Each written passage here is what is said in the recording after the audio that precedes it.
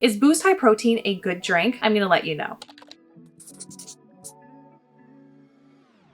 Hi everyone, welcome back to my channel. In today's video, we are going to be reviewing a very popular brand that many of you probably are familiar with, which is Boost High Protein. And if you've ever had a relative that was sick in the hospital or they had trouble getting in their nutrition one way or another, you may have seen them drink a Boost supplement at least once or twice. Because protein is so huge right now, and deservingly so, Boost has a high protein beverage that you can consume to increase your protein intake. So in today's video, we are going to be reviewing Boost's two main protein products known as Boost High Protein and Boost Protein Plus. And I'll discuss their ingredients and let you know if they are actually good options for you. But first, hi, my name is Katey. I'm a registered dietitian and certified personal trainer. My goal with this channel is to help you learn more about nutrition, fitness, and wellness so that you can be your best, whatever that looks like. I also love to do product reviews, so if you have any products or topics you want me to cover, just let me know in the comments below. All right, so let's get started. What is Boost? Boost is a very popular nutritional drink brand that is owned by Nestle. And Boost has a ton of different product offerings, and they're based on different needs. So for example, they have Boost high calorie options, which are meant for people who really struggle to get in enough calories per day. So for example, maybe someone who's older, or for example, if they're really sick. They have ones that help with blood sugar management for those with diabetes. And of course, they have the ones that we're talking about today, which are ones with higher amounts of protein to help somebody meet their protein needs every day. Boost has been around for a very long time. It is very well known in the medical community. The reason why is because it's a very quick and convenient way to get in extra nutrition. Before I start, I do want to acknowledge the fact that when it comes to Boost and other very similar products, so for example Ensure, these have been literal lifesavers for some people. In particular, especially those who are experiencing severe illness or really struggle to get in their calories, so for example those that are in long-term care homes. So I just want to clarify that in those situations, Boost and similar products have been literally life-saving for those people, so I don't want to diminish that. For today's video, I'm going to be focusing on whether or not taking Boost High Protein is going to be beneficial for people in the general population, not those that have very specific illnesses. So I just wanted to clarify that. So like I mentioned, in today's video, we are going to be reviewing Boost High Protein and Boost Protein Plus. So what is Boost High Protein and what is Boost Protein Plus? Both Boost High Protein and Boost Protein Plus are protein shakes. On top of the added protein you're going to get from taking these products, they also provide an additional amount of different vitamins and minerals. For the most part, their vitamin and mineral content is relatively similar, but I will talk about that briefly. Really where the big difference is some of their added ingredients and of course their protein content. So with Boost High Protein, they say that this is really meant to help top off your nutrition with a little bit of extra protein and potentially could be a meal replacement. With this one, they say that their product has no artificial colors or flavors and only contains natural sweeteners. With Boost Protein Plus, they say that this is a really great way to get a very high serving of protein in a single serving and again may act as a meal replacement. However, they don't make any claims about not having any artificial sweeteners or colors, and we'll talk about that very shortly. But in order to really grasp the main differences between the products, we should take a look at the ingredient lists. So first we'll take a look at Boost High Protein's main ingredients. So according to the nutrition facts table, one serving is equal to 1 cup and each serving has 240 calories. Of those 240 calories, they come from 3 main macronutrients, so 34 grams of carbohydrates, 5 grams of fat, and that 15 grams of protein that we talked about briefly before. It is important to note that in this product there are 14 grams of sugar, which I would argue is a decent amount, especially for a protein drink. Keep in mind that oftentimes these type of nutrition supplements are designed to be very palatable for people. So for example, if someone is really sick, having something that is more palatable and enjoyable may make it easier for them to consume it. Or for example, if somebody has diminished taste buds, having a little bit of extra sugar can help again increase that palatability and allow them to enjoy it and be more likely to consume it. And some people just really like to have more sweet products. On top of that, the sugar content can act as a quick energy source during or post-workout. Beyond that, if we take a look at the protein content, it has 15 grams of protein, which is a decent amount of protein per serving. If we take a look at the ingredient list, we see that the protein comes from 2 main sources. The first one is modified milk ingredients, so likely coming from either casein or whey, which are 2 proteins found in milk. And the second one is soy protein isolate. I will say I do find it a little odd that it is a milk-based product because it has modified milk ingredients, but then they use soy protein isolate as their other protein source. I would much prefer that they use whey protein isolate. Technically speaking, both do provide decent protein amounts. However, whey protein isolate is considered a gold standard in terms of protein and has the best amino acid profile. And again, if it's not going to be a plant-based product, there's no reason why they couldn't have used this. Then we see that it does have a ton of other ingredients, and this can be very alarming for the average person. However, before you get too worried, majority of these are just added vitamins and minerals with their official names. So for example, DL-alpha tocopherol acetate, that's just a form of vitamin E. Ascorbic acid is vitamin C. Thiamine hydrochloride is a form of vitamin B1. Pyridoxine hydrochloride is a form of vitamin B5,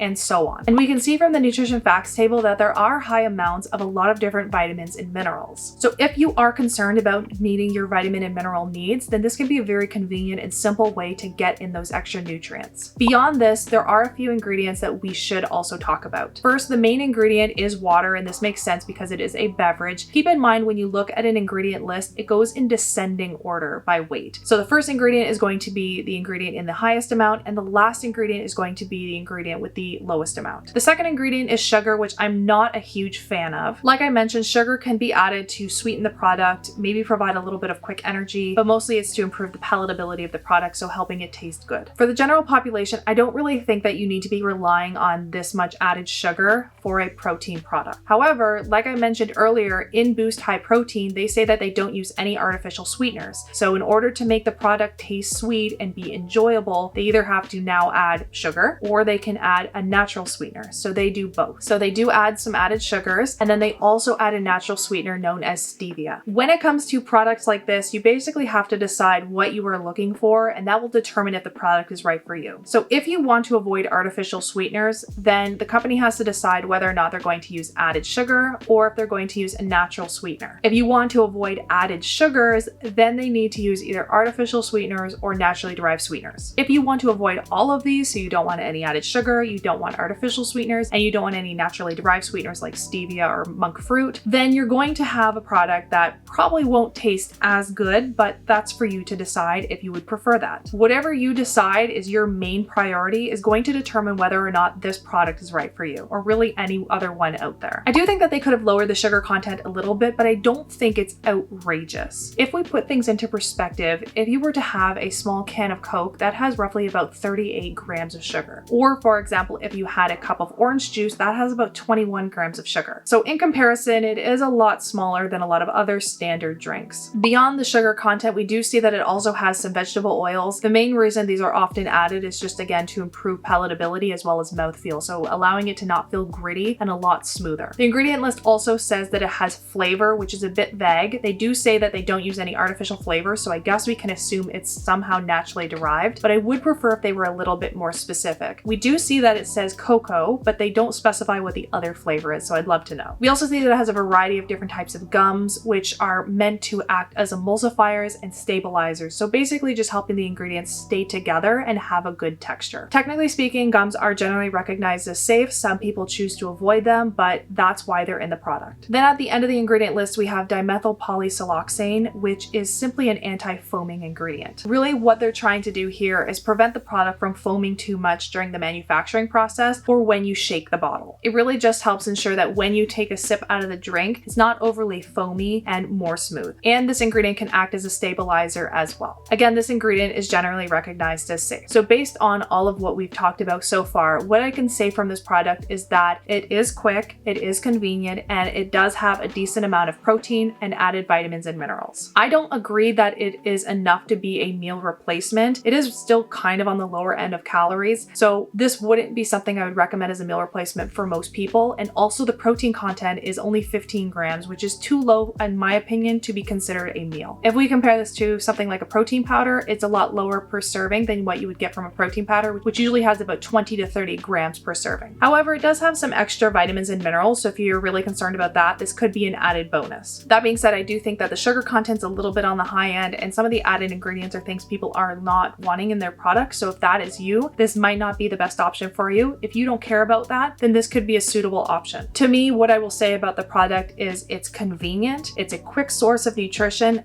but it is pretty processed at the end of the day. Okay, so let's talk about Boost High Protein Plus ingredients. If we take a look at the nutrition facts table, we see that the serving size is actually a little bit bigger than the Boost High Protein. So it's about 325 milliliters or about 1.5 cups. In this product, it has 270 calories, 22 grams of carbohydrates, ingredients, of which 13 grams come from sugar, 8 grams of fat, and a whopping 27 grams of protein. So right from the get-go, we see that it has significantly more protein, a little bit more fat, and slightly fewer carbohydrates. In terms of the ingredient list, they're relatively similar with a few minor differences. First of all, sugar is the third and the fourth ingredient, not the second, but still pretty high up there in the ingredient list. If we're doing a comparison of the Boost Protein Plus compared to the high protein, it technically is lower in sugar. It does say that it is 1 gram less, but consider it's a larger container. So it's actually quite lower in sugar compared to the smaller container that's found in Boost High Protein. The protein sources are the exact same, so milk-based ingredients and soy protein isolate. It also has a ton of different vitamins and minerals added to it. The doses are a little bit different, but nothing really out there that I'm that concerned about. I'm not really that concerned about the differences because the point of the product is protein, not necessarily the added vitamins and minerals. They don't really provide a rationale for why they're so different, but I'm not really focused on that too much, again, because we're looking mostly at the protein contents. The main difference is with Boost Protein Plus, they do use artificial sweeteners instead of the naturally derived sweetener found in the high protein one, which was stevia. The reason they're going to use an artificial sweetener here is because oftentimes stevia does have an unwanted aftertaste that not everyone enjoys, and it does also help to lower the sugar content in the product. And the artificial sweetener that they do use is sucralose. I've talked about sucralose in so many of my videos before. It is generally recognized as safe, and you would have to consume a significant amount for it even to potentially lead to any issues, and it really does have a very conservative safety profile put in place. The only downside is that the company doesn't provide the dosing of sucralose. It's not that common for companies to do that, so it would be nice to know the actual dose, but considering it's one of the last ingredients in the ingredient list, I'm not that worried. They also use both artificial and natural flavors, which is a little bit different from the high protein version, which just uses natural flavors, but again, they don't specify what they exactly are. If we're going to really compare the products, we really need to compare the protein content because they are protein supplements at the end of the day. Boost Protein Plus definitely has more protein per serving. We do need to do a little bit of an adjustment though, because the Boost Protein Plus is in a bigger container compared to the Boost High Protein. So if we adjust for the size